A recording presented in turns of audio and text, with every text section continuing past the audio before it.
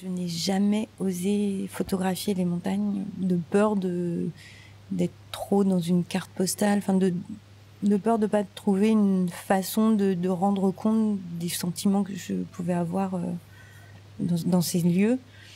Et FTL m'a donné Paul Rombel m'ont donné le courage ou je sais pas, la légitimité de m'attaquer à ce très très gros morceau.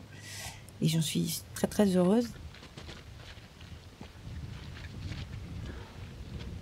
La représentation romantique du paysage, c'est évidemment la question du sublime. Le sublime qui, moi, me fascine et me tétanise à la fois.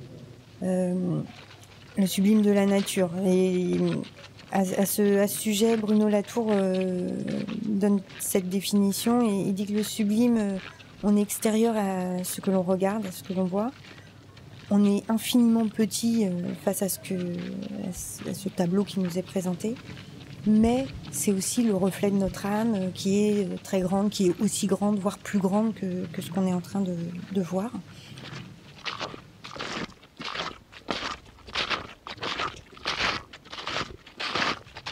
Il y a un autre sublime aussi qui est assez fascinant et qui a été décrit entre autres par David Nye dans un livre qui s'appelle American Technological Sublime.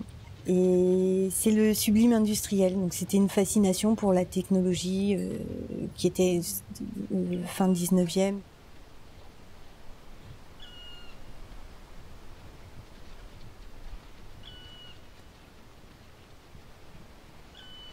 Donc les paysages de haute montagne qu'on imaginerait sauvages et sans signe de technologie sont quand même pollués entre guillemets, mais en tout cas sont investis par des signes de technologie humaine, des remontées mécaniques, des pylônes électriques, beaucoup, des stations météo, etc.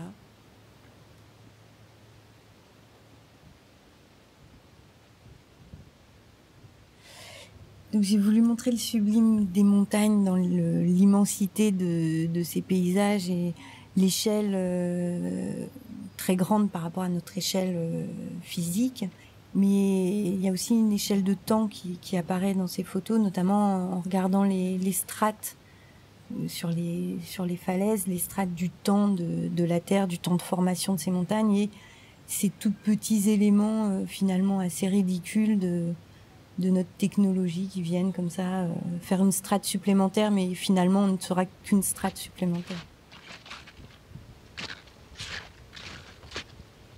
Mes images ne sont pas uniquement des images du sublime desquelles on serait extérieur, mais c'est aussi des images qui pour moi montrent tous les habitants de ces endroits-là. Elles le montrent pour moi parce que moi je sais qu'ils sont là, je les ai vus, je les ai croisés, des chamois, des marmottes, des oiseaux. Je sais où ils sont, mais à chacun d'aller les chercher dans l'image. Peut-être on ne les voit pas parce que évidemment ils ont des systèmes de camouflage très performants. Mais c'est aussi ça, c'est ce paysage. On n'est pas uniquement extérieur au paysage, on est dedans aussi, on fait partie de tout ce système vivant de la montagne. Donc c'était l'occasion pour moi de prendre plus de temps. Habitant à Paris, je vais pas assez souvent marcher dans les Alpes, mais c'était l'occasion du coup de reprendre du temps pour aller marcher, aller bivouaquer, attendre que les nuages passent, que la lumière soit celle que je souhaitais, que la météo ne soit pas trop ciel bleu, que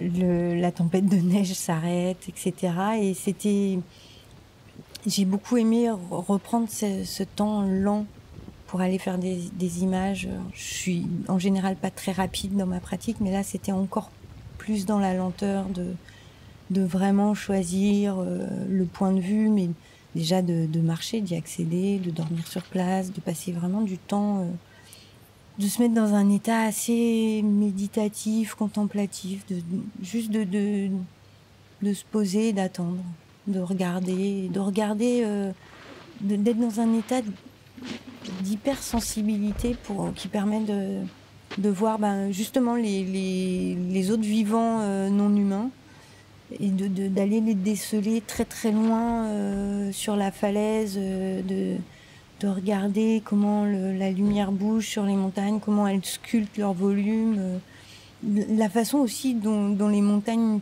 pour moi les montagnes bougent, quand je les regarde, je vois les mouvements telluriques qui ne sont pas finis parce que les montagnes bougent à l'intérieur tout le temps. On a l'impression qu'elles sont figées, mais pas du tout.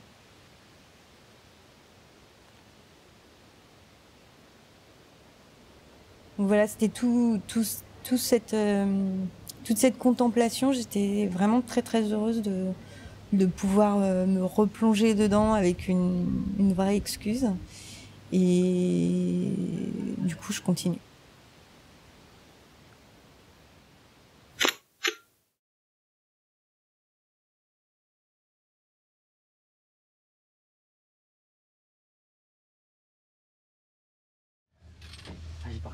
Maman, c'est quoi les plaques là avec du verre? Je sais pas, ma visibilité est réduite à la limite. Ah, je crois que je sais. Ça va faire sur la porte. Si tu mets tes doigts. Ici, tout ça c'est pour fermer la porte. D'accord? Ça sert à fermer la porte. Donc faut pas mettre ni ses pieds ni ses doigts. D'accord?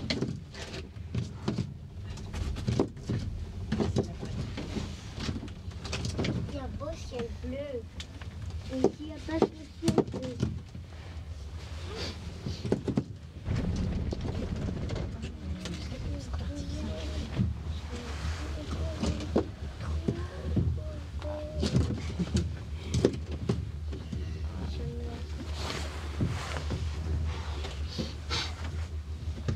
Avec mes lunettes. Ah non, en fait, je suis blanc aux lunettes.